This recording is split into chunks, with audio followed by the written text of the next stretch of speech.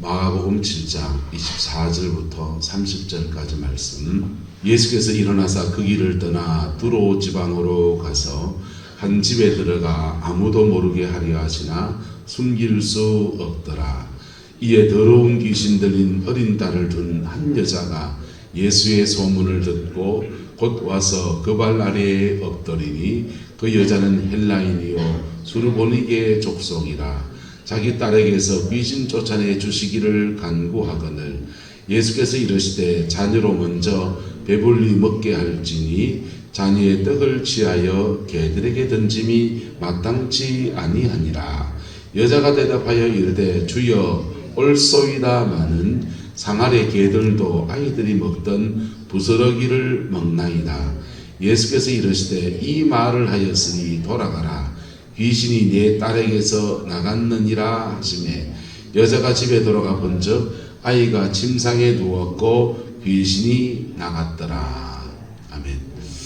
이 말씀의 축복과 은혜가 저와 여러분과 여러분의 인생, 여러분의 자녀 손들 안에 함께하게 되기를 예수님의 이름으로 축복합니다. 어제 말씀 이어서 말씀을 나눕니다. 수르보니게 여인은 헬라인이다 이랬어요. 지방은 수르보니게 지방입니다. 수르보니게 지방인데 헬라인이 들어와 있으면 이 사람은 사회 지도층 또는 헬라의 시민권을 딴 사람이든지 그런 사람입니다. 귀부인이고 돈이 많은 사람이고 권력이 있는 사람이고. 그런데 이 사람이 예수님 앞에 엎드리는 겁니다. 왜 엎드리냐? 자기의 딸이 뭐 들렸기 때문에, 귀신 들렸기 때문에. 예수님은 유대인이에요. 지배계층 입장에서는 피지배계층.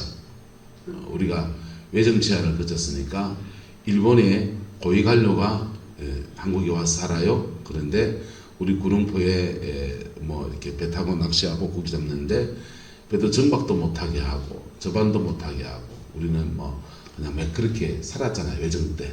그래서 그 사람들이 공덕비 세우고 정봉당 저런 거 세우고 좋은 땅은 자기들이 차지하고 우리는 고기도 배도 못 되게 하고 수탈당하고 그랬지 않습니까? 피지배계층의 사람을 만나는 겁니다. 예수님은 피지배계층 유대인이고 이 사람은 헬라인이고 자기 입장에서는 누가 더 높고 자기가 더 높고 예수님 입장에서는 유대인들은 이방인들을 뭐로 여기니까 개로 여기니까 민족 우월주의가 있으니까 유대인들은 우리가 더 우월하다 하고 이방인 입장에서는 너희 그래봐야 우리한테 지배당하고 있는 종족들 아이가 뭐 그런 거지요. 그런 속에서 이 만남이 이루어지는 것입니다. 귀신들이 문제가 없으면 예수님에게 오지도 않았을 겁니다. 이분을 왔을 때 예수님에게 다윗의 자손 예수여 자기의 딸을 불쌍히 해달라고 간청해요. 예수님에게 다윗의 자손이여라고 호칭을 하면 메시아여란 뜻입니다. 메시아여란 뜻이에요. 그래서 유대인들은 감히 그 말을 잘 못합니다. 왜냐하면 예수가 메시아다라고 말하면 그게 로마에 반역하는 거라고 생각하기 때문에 감히 그 말을 못해요. 자, 만약에 외정치하라고 합시다. 저는 너무 존경하는 사람이 있다고 그러는 겁니다. 하면은 살아남습니다. 저는 너무 존경하는 사람이 김구 선생님이요 이러면 뭐합니까? 끌려갑니다. 무슨 뜻인지 알겠어요? 근데 이스라엘 백성은 로마의 식민지 치하를 거치면서 다윗의 자손이 오면 이스라엘 나라를 다윗의 나라와 같이 다시 흥왕하고 다시 강성한 나라를 이끌어 줄 것이고 그때가 되면 로마 저것도 아무것도 아니다. 뭐 그렇게 생각하면 그걸 신랄 같은 희망으로 잡고 있었습니다. 그래서 예수님에게 다윗의 자손이라는 호칭을 하는 것은 예수님이 로마의 군대에 끌려갈 제목을 주는 거예요. 그래서 유대인들은 함부로 그 말을 못했습니다. 상황이 되게 급한 사람들, 이래 주거나 저래 주거나 한 분들이 주로 예수님에게 다윗의 자손이여 나를 불쌍히 여기소서 그런 호칭을 하는 거예요. 근데 제자들이 그렇게 예수님한테 그렇게 예수님 다윗의 자손 메시아입니다. 그런 호칭을 한 거고 나머지 분들은 예수가 진짜 메시아일까 아닐까 그 고개를 갸우뚱 했습니다. 갸우뚱 하다가 그 사람들이 예수님에게 호산나를 외치며 다윗의 자손이 우리를 불쌍히 여달라고 호산나 뜻이 구원하여 주소서란 뜻이에요. 지금 구원하여 주소서 다윗의 자손이여 다윗의 자 주의 이름으로 오시는 이여 깃발 들고 깃발이 아니구나 종려나무 가지를 들고 흔들고 난리친 게 왜 그랬습니까? 나사로가 살아났거든. 누가 살아났다고요? 죽은 지 그 냄새가 나는 장례 치르고 오래돼가 냄새가 나는 그 나사로가 무덤 문을 뚫고 살아났거든요. 그래서 죽어 넘어갔던 세계를 간증하고 막 그런 얘기했겠죠. 그러니까 야 죽은 자가 살아났단 말이에요. 이게 또 유대인의 명절인 유월절 전날 전에 일어난 겁니다. 그러니까 우리가 선거 정치인들은 어느 날을 중요시하냐 설날하고 추석날 민심의 동향이 어떻게 움직이냐 중요하게 생각하잖아요. 유대인들은 왜 그날 사람들이 모이니까 모이면 민심의 동향이 어디로 갈 것이냐 그게 중요하게 생각합니다. 근데 예수님이 6월절 명절을 유대인들이 모이는 절기에 딱 맞춰가지고 나사로를 살려버렸습니다. 그리고 나사로만 살리고 짜잔한 기적은 이루 말할 수가 없습니다. 한 개만 일어도 대단한 일이 일어났습니다. 여리고에서 이름 모를 그 소경거지 바디메오가 눈을 떠버렸습니다. 여러분 인천에 가면 주한장로교회라는 교회가 있습니다. 나경일 목사님은 말이 어눌하셔가지고 해가 짧아요. 그래서 햇자리기 서기를 하십니다. 하나님이 우리를 따라만 이럴 수 있는 분이에요. 그런데 햇자리기 서울대 나왔습니다. 똑똑하신데 햇자리기가 되시니까 목회지 가면 교인이 떠나가든지 목사가 쫓겨나든지 그래 되는 거예요. 그래서 인천의 어느 교회에 부임했다가 교인이 500명 교인이 반토막 나다 못해서 50명으로 추락했습니다. 목사님 좀 나가주세요. 나왔습니다. 나오고 두 번째 부임한 교회가 주한장로교회입니다. 가서 근데 이게 고쳐졌고 안 고쳐졌고 아다님이 어디 됐다 나가면 된다 이런 겁니다. 안 고쳐졌습니다. 교인들이 웅성웅성합니다. 웅성웅성하면 그걸과 다독이고 뭐 이래야 되는데 부목사님이 교인들한테는 주의 종한테 그러면 안 된다 뭐 다독이겠죠. 그리고는 목사님한테 직언을 하는 겁니다. 목사님 교인들이 참 말하기 참 과하지만 목사님 설교하시는데 이게 안 들린다고 그럽니다 하는데 이 작은 얘기에도 이분은 가슴이 철렁한 거예요. 그 부목사님이 포항에 와서 목회했습니다. 포항에 성도교회 부흥에 왔다가 나기름 목사님 그 부목사님이 목사님 오셨으면 인사로 왔는데 이분이 얼어붙어 가지고요. 자기한테 충격이니까 얼어붙어 가지고 그날 완전 진땀 뺐습니다. 자, 근데 그분이 그런 충격 받고서는 또 이제 교회도 말아먹는가 싶은 게 걱정이 산산입니다. 그래서 금식기도를 갔습니다. 40일 금식기도를 가서 40일 금식기도하고 그래 교회 와서 하는데 주일날 안전병인지 소경인지 잘 모르겠습니다. 시각장애인지 장애를 입고 있는 분 보고서 일나락했습니다. 일나락했는지 눈드락했는지 하여튼 기도했는데 나아봤습니다. 그 나으면서 목사님 입도 풀렸어요. 아다드닥하고 할렐루야 약간 짭니다. 약간 그예요. 완전히 풀린 건 아니고 약간 그랬습니다. 근데 그 기적 하나 때문에 사람들이 몰려들기 시작해가지고 그 주한장로교회가 우리 통합적 교단에서 명성교회 다음으로 가장 큰 교회까지 성장했었습니다. 은퇴하시고 이제 다음 목사님 오셔서 많이 좀 빠졌죠. 자, 그 예수님에게는 그 정도는 기적도 아닙니다. 죽은 자가 살아나는 이적이 3번 일어났습니다. 그리고 마지막에는 그 사람들이 모여드는 민심이 모여드는 그 시간에 6월절 행렬 안에서 일어났습니다. 사람들이 올라가면서 야 우리 막 로마의 고통을 바벨론 포로기부터 시작해서 계속 이 민족의 압제 저 민족의 압제 갈아가면서 우리는 일본의 하나에만 당했지만은 이 유대인들은요 로마에 당하다가 그 전에 헬라에 당하다가 그 전에 페르시아에 당하다가 그 전에는 바벨론에 당하다가 제국을 4개를 거치면서 식민지 통치를 당했습니다. 여러분, 그 정도 식민지 통치 당하면 어떤지 압니까? 남미 이런 데 가면요, 그 포퓰리즘 이런 것들이 무력감이라고 하는 것들이 이름 말할 수 없습니다.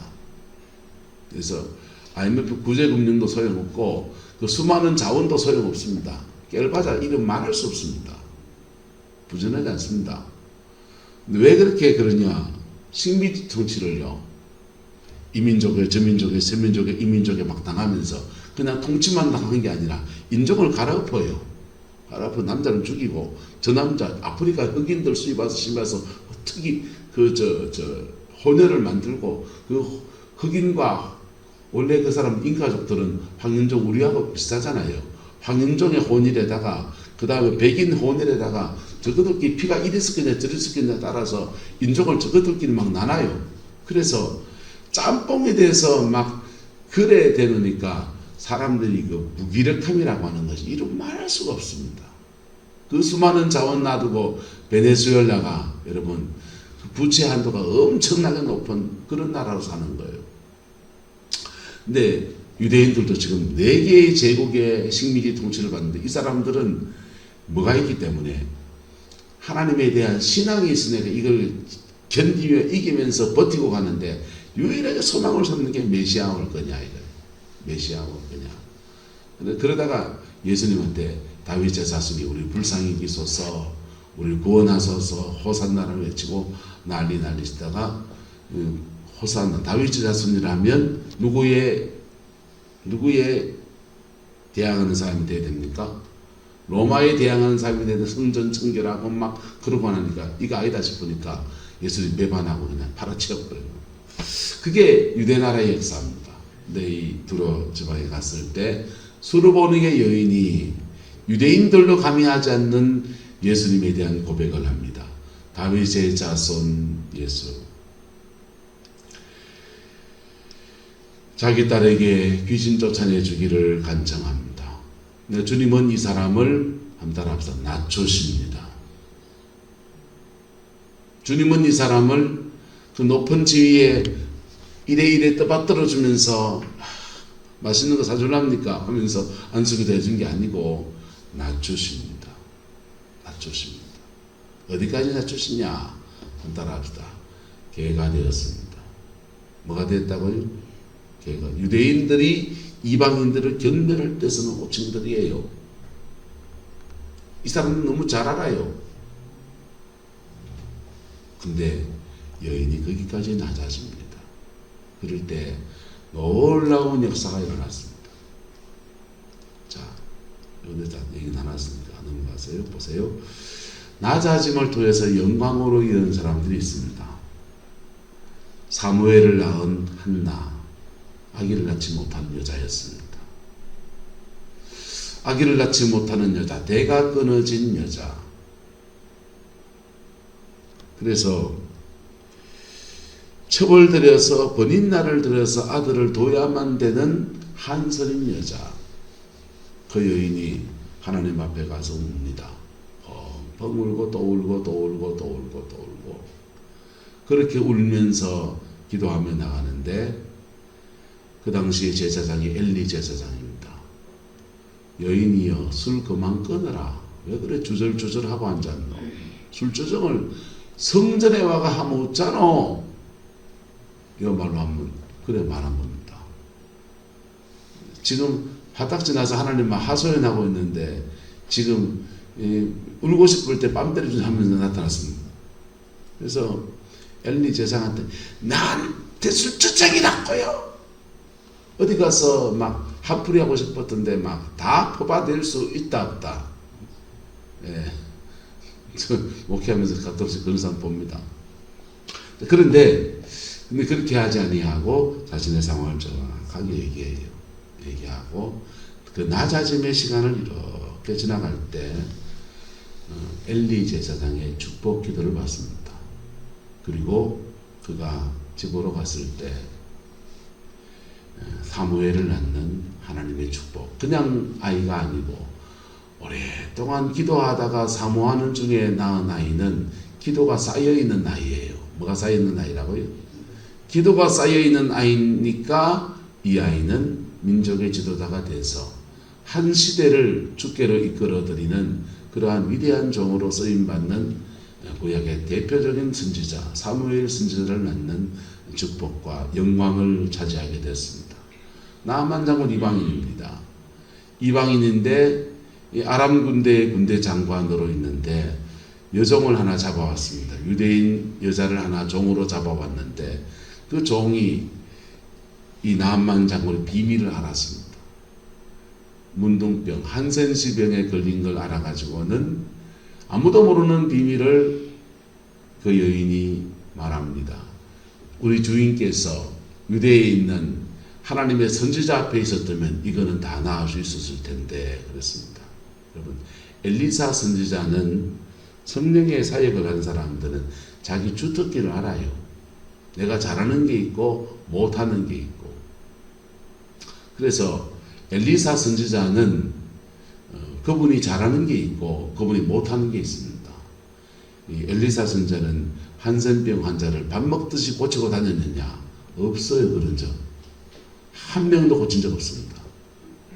근데 한 번도 안 닥쳐본 자기 전공이 아닌 사람이 지금 고침받겠다고 지금 머리 들이대고 오는 겁니다. 그때 엘리사 선지자가 그 나아만 장군한테 한마디 합니다.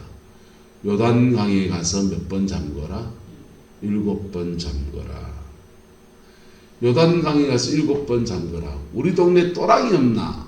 강이 없나? 더 맑은 강이 있고 황금초저에 떳떳한 물대표에서 온수에 그냥 막 지글지글 할 수 있는데 이 똥물 같은 요단강에다가 7번 잠거라고 노천에서 그래 말하면 끝이요. 근데 이 나아만 장군이 그래 자존심이 있잖아요. 장군이고 지도자고 지휘자로서. 근데 자기의 군복을 다 벗고 자기를 따르는 신하들 앞에서 자기의 수치를 다 드러내고 요단강에 한 번 들어가고 2번 들어가고 3번 들어가고 7번 그렇게 잠길 때 그 낮아짐 안에서 하나님의 영광이 임했습니다. 할렐루야. 여러분의 가정과 삶의 자리 안에서 하나님의 영광이 임해야 돼요. 영광이 임해야 치유도 일어나고 역사도 일어나고 제대로 그냥 시불축한 은혜 받았습니다. 방언이 터졌습니다. 이런 거는 대부분의 사역자는 할 수 있습니다. 근데 진짜 깊은 사역은 영광 안에서 되는 겁니다. 어디 안에서 된다고요? 영광 안에서. 그래서 영광이 임해야 되는데 낮아짐이 왜 영광이 되느냐? 여러분, 낮아짐은 절박함을 만들어요. 할렐루야. 그 낮아짐의 시간에 이 사람한테 처박힙니다. 저 사람한테 처박힙니다. 사람 원망하면 끝이요. 저 사람 원망하고 이 사람 원망하고 뭐 원망하고 환경 탓하고 부모 탓하고. 여러분, 영적인 문제는 부모 영향이 70% 80% 갑니다. 가정 안에서 흐름이라는 건 무시할 수 없습니다. 그런데 그렇다고 부모 탓한다고 해서 견제가 안 나옵니다. 부모 입장에서는 그것을 자신의 잘못을 알고 회개하고 그래야 돼요. 이거 안 믿는 사람도 원리가 그대로 갑니다. 여러분, 구름포에서 우상숭배 많이 하는 가정은 대가 자꾸 끊어집니다. 왜요? 안 믿는데 안 믿어도 그 사람들 자기도 모르게 1부터 4계명까지 자꾸 어긴 거예요. 나 외에 다른 신을 두지 말라. 1부터 4명까지 어기면 사망권자가 자꾸 역사합니다. 그러니까 손이귀한 가정이 되는 거죠. 그걸 극복하려면 회개해야 됩니다. 1부터 4계명까지 어긴 것을 회개해야 됩니다. 그럴 때 그 사망권자 잡고는 역사하는 그 영들이 떠나가면서 그 가정에 태가 열려집니다. 결대로 진 거죠. 5부터 10계명까지는 축복에 관한 계명들입니다. 이 땅을 살아가는 축복에 관한 계명들이에요. 그래서 내 부모를 공경하라부터 시작해서 땅에서 잘되고 장수하리라는 말씀이 따라오는 겁니다. 할렐루야. 근데 자기의 삶에 자꾸 막 문제가 생기는 것은 자기 가정의 내력 안에서, 부모 세대나 그 안에서 영적 흐름이, 왜곡된 흐름이 흘러 들어온 것이 이렇게 타고 내려오는 게 많아요. 그게 다 100%는 아닙니다. 그리고 하나님은 인생의 시기 사춘기를 주셔서 사춘기 때 교정할 수 있는 기회를 주셨습니다. 그 시기에 자기가 예수 만나면 해결돼 버립니다. 할렐루야. 교정되어져야 됩니다. 교정이 안 되면 이게 타고 내려가는 거예요. 그래서 인생을 교정할 수 있는 시간을 줬는데 그 교정할 수 있는 시간을 엄한 데 다 써버리면 교정 시기를 놓쳐버립니다. 그 교정이 안 된 사람의 특징이 어떠냐 하면요, 딱 저아버지 저엄마입니다. 안타깝게도 자기 아버지 자기 어머니의 가장 안 좋은 모습을 답습하면서 그 아버지 그렇더니 그 아들도 그렇더니 이러면서 삽니다. 예수 믿는데 그렇습니다. 예수 믿는데 돌파가 안 돼서 그렇습니다. 예수 믿으면 모든 저주가 주님이 다 주님은 모든 저주 다 짊어졌습니다. 분명한 말씀입니다. 주님은 가정에 흐르는 저주든지 무슨 저주든지 다 저주 짊어졌습니다. 근데 그게 내 것이 되기 위해서 내가 피 묻은 십자가와 눈높이가 맞아지는 낮아짐의 시간을 지나든지 어쨌든 십자가 앞에 팍 깊이 들어가야 됩니다. 근데 그 깊이 들어가는 여정 안에서 낮아짐이라고 하는 것들이 굉장히 중요한 요소예요. 할렐루야. 그렇게 낮추실 때 자꾸 기올라가려고 합니다. 돈이나 자꾸 벌락하고 자꾸 그합니다. 허리 부러져가 뭐 직장도 잘리고 뭐 그한데 자기 아버지 비슷한 인생을 살면서 그래 삽니다. 그러면서 뭐 저거 뭐 감나라 배나라 해나고 답은 나옵니다. 그 낮아짐의 시간에 피 묻은 십자가 앞에 깊이 들어가야 합니다. 할렐루야. 그럴 때 영광이 그에게 확 임하는 거. 제가 참 존경하는 목사님 케네스 해긴 목사님이 돌아가셨습니다. 외국 분이신데 그분 책의 영향을 참 많이 입었습니다. 근데 그 케네스 해긴 목사님이 어렸을 때 몹시 아팠습니다. 몹시 아파서 너무너무 병약하고 아파서 그것 때문에 늘 하나님 앞에 나가기도 하고 주님의 얼굴을 구하고 그래 그 여정을 이렇게 지나가고 그랬더니 그 낮아짐이 기도하는 계기가 되고 그 낮아짐이 하나님 앞에 서는 계기가 되고 십자가를 지나가는 계기가 돼서 세계적인 종으로 그렇게 쓰임 받았어요. 할렐루야. 그 낮추심의 시간에 너무 기올라가지 마이소. 베드로전서로 말하기를 주님의 능하신 손 안에서 겸손하라. 때가 되면 너희를 뭐하시리라? 높이시리라. 때가 되면 높으십니다. 앞서 나가는 사람은 나름 이유가 있겠지. 올라간 사람 올라가라 하고 나는 그 낮아짐의 시간을 그래 지나가는 겁니다. 그럴 때 그 낮아짐이 비굴함으로 가면 안 돼요. 낮아짐이 피 묻은 십자가와 눈높이가 다 마주치는 그 여정으로 걸어가야 됩니다. 그리고 결국은 한달합사 자기 십자가를 지나가게 하십니다. 자기 십자가를 탁 지나가게 하십니다. 그리고는 뭐가 오냐? 영광이 와요. 할렐루야. 그리고는 영광이 오는데 그 영광은 예수님이 사복음서에 했던 일을 그냥 부활의 주님이 오셔서 똑같이 하십니다. 왜? 그분이시니까. 할렐루야. 그분이시니까. 사도행전에 나타나는 많은 종들의 역사도 다 영광의 역사예요. 영광이 그냥 나타나는 거예요. 왜? 그분을 담고서 그분을 나타내고 부활의 주님이 흘러나오셔서 역사하시는 거죠. 그 복이 저와 여러분과 함께하게 되기를 예수님의 이름으로 축복합니다. 낮아짐이 영광이 되는 거예요. 예수님의 그 조상들 가운데서 유다 가문을 이은 유다는 동생 팔아채우는데 앞장섰습니다. 요셉 팔아채우는데 앞장섰다가 그 가문에 저주가 임했는지 자녀들이 죽어나갑니다. 오난 둘이 죽었습니다. 셀라까지 죽으면 대가 완전히 끊길 판입니다. 대가 끊기는 게 그 시기 뭐 시기해서 며느리 다말 보고 그냥 청산가부처럼 지내게 했습니다. 그 다말이 셀라를 주지 않으니 창녀처럼 면장을 하고서는 시아버지를 꼬셨습니다. 그리고는 시아버지 죄송합니다. 이거 뭐 적나라한 표현. 씨바지 삼아가지고 그냥 애 둘이 낳았습니다. 그게 콩가루 집안이 돼버린 겁니다. 완전히. 이 콩가루 집안이 되고 그 여정을 지나가는데 이 유다의 가문이 하나님의 엄청난 복을 받습니다. 할렐루야. 왜 복 받았느냐? 베냐민을 팔아치워야 되는 똑같은 상황이 왔을 때 자기를 던져버렸거든요.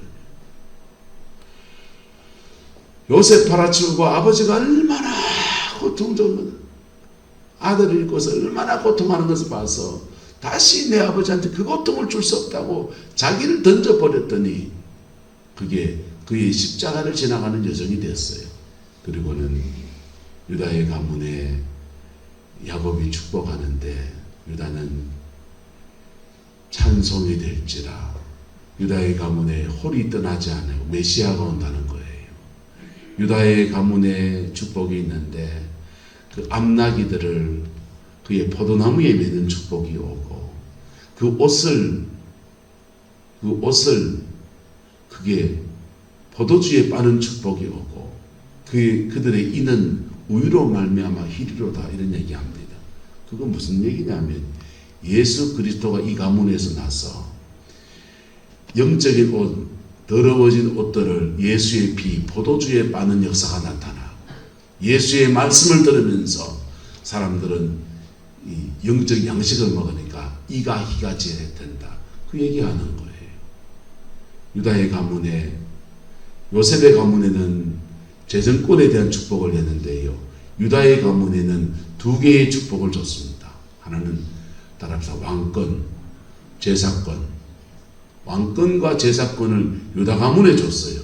근데 이 유다 가문에 준 제사권이 누구한테 가버렸냐? 레위 가문에 가 있던 거예요. 레위 가문에 가 있다가 왜 이렇게 합니까? 모세, 아론, 비느하스, 레위 가문의 믿음의 사람들이 확 일어나서 하나님의 선한 일을 쭉 해가니까 그 복을 레위 가문에 줬다가 다시 예수 그리스도가 오셨을 때 모든 축복의 통로를 예수님에게 다시 주신 거예요. 그래서 예수님은 왕이면서 제사장이십니다. 할렐루야. 영권, 인권, 문권 다 예수님에게 있습니다. 그렇게 주님 주신 거예요. 근데 그 축복을 어떻게 받느냐? 낮아짐, 십자가와 눈높이가 마주치는 여정. 할렐루야. 교회 안에서 십자가와 눈높이가 마주쳐야 될 그때 원망하고 불평하고 온 막 먼지 날리는 사람이 있습니다. 광야 한 바퀴 더 돌고 있어. 네. 광야 한 바퀴 더 돌고 있어. 답 안 나온다니까.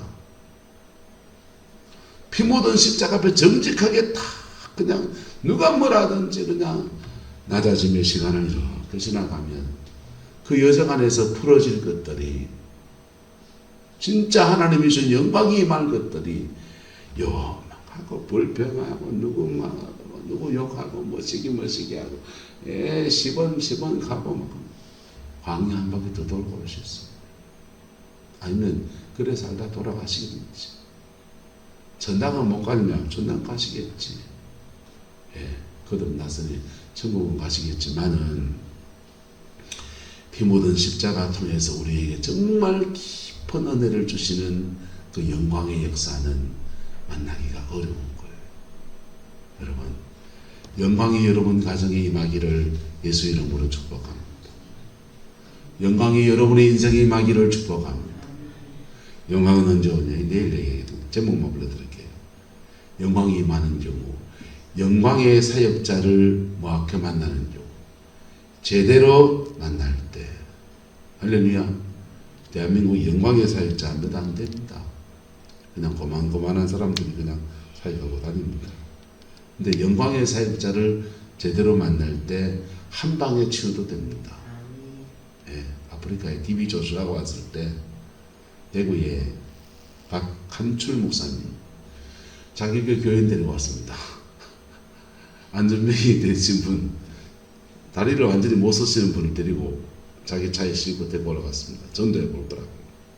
근데 갔더니 그 사역팀에서 사역을 받게 해줄 텐데 사역을 받으려면 진단서를 가져와라는 겁니다. 그래서 그 차 몰고 다시 대구까지 내려와서 그 진단서 가지고 다시 그 차 몰고 또 올라갔습니다. 그 일정 대단하죠. 그리고는 진단서 내미니까 약속했잖냐, 사역받게 해준다며. 그래가 TV 조슈아 때 기도 한번 받고 가리 나왔습니다. 낳고 난 뒤가 이제 문제인데 그 얘기는 안 할게요. 영광의 사역자를 모할 때, 제대로 만날 때. 두 번째, 십자가와 눈높이가 같아질 때. 세 번째는 하나님의 주권을, 주인 되심을 모할 때, 인정할 때. 내 인생의 주인은 내가 아니고 누가 주인이시다. 하나님이 주인이시다. 인정할 때. 네 번째는 기도의 분량, 성령의 임재의 분량을 채울 때. 성령은 한번 따라합시다. 내조하는 성령, 임하시는 성령, 쌓이는 성령, 역사하는 성령. 성령의 역사가 여기 내주 거듭나게 하시는 것, 그 다음에 위로부터 깊이 기도할 때마다 임하십니다. 임하셔서 성령이 계속 우리 몸 안에 쌓여요. 쌓여서 쌓이고 어느 수준이 쌓이면 성령은 역사합니다. 그래서 기도의 분량을 채워야 돼요. 다섯 번째, 믿음에 뭘 넣을 때, 받침돌을 넣을 때. 다섯 번째, 여섯 번째는 교회 공동체가 모일 때, 연합할 때. 이거 내일 설명합시다. 영광이 제대로 이렇게 임한 경우는 다양하게 더 있겠죠. 뭐 제가 사역해보고 제가 성경을 연구해보면서는 정리한 게 이 정도입니다. 근데 영광이 제대로 임하면 초대교회가 따로 없습니다. 영광이 제대로 임하면 예수님이 복음서에서 활동하는 그 시대와 지금 시대가 다른 게 없습니다. 똑같은 역사를 부활의 주님이 오셔서 그 영광 안에서 풀어내십니다. 그게 교회 공동체를 통해 임할 때는 부흥으로 나타나요. 한 시대, 한 민족을 책임지는 역사도 영광 안에서 일어났고, 우리 민족은 그래 6.25 잿더미에 일어나서 하나님의 영광 안에서 지금까지 끌려서 이 축복을 누리고 사는 거예요. 그 은혜와 그 복이 우리 교회에도, 여러분 가정에도, 이 민족 가운데도 함께하게 되기를 예수님이 축복하고, 특별히 목회하시는 여러분의 자녀들의 목회지 안에서 불같이 일어나게 되기를 예수 이름으로 축원합니다. 기도하겠습니다. 좋으신 아버지 하나님, 수르보네의 유인을 통해서 영광에 대한 말씀을 나누었습니다. 사모합니다. 부활의 주님이 오늘 이곳에 오셔서 우리를 만져주시고 회복의 영을 부어주시고 주님이 그 자비함으로 인쳐주셔서 예수의 더 깊은 승리와 이김의 역사가 가득하게 우리 하나님 주장하여 주옵소서. 여호와께서 한없는 은혜와 사랑으로 함께해 주시기 원합니다. 예수님의 이름으로 축복하며 기도드리옵나이다.